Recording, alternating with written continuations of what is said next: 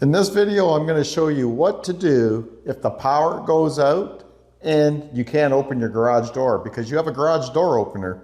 It needs power to run. So if you have a power outage, that door is not opening. It's stuck right there. So what can you do to open that door to get your car out or your car in? Well, it's pretty simple, really.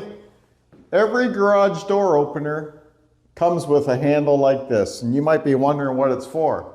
It's not to pull your door open. All it does is lock this arm into the mechanism there that runs along the rail that is run by your garage door opener. So all you have to do is give it a pull like this, and it unlocks it from that mechanism. Now you can open your door.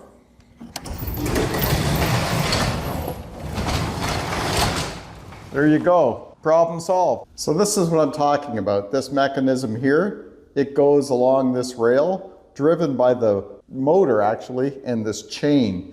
It goes all the way up here when your garage door opens, and it goes all the way back when your garage door is closing.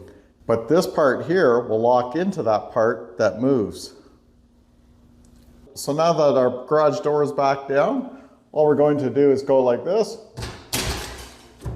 It's back, it's locked in place. So now that that mechanism is locked in place again, when the power comes back on, all you have to do is hit your remote and it'll open back up.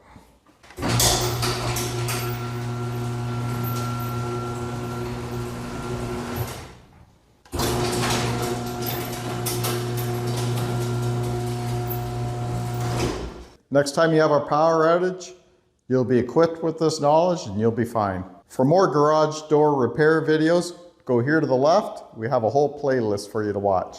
Thanks for watching. We'll see you again.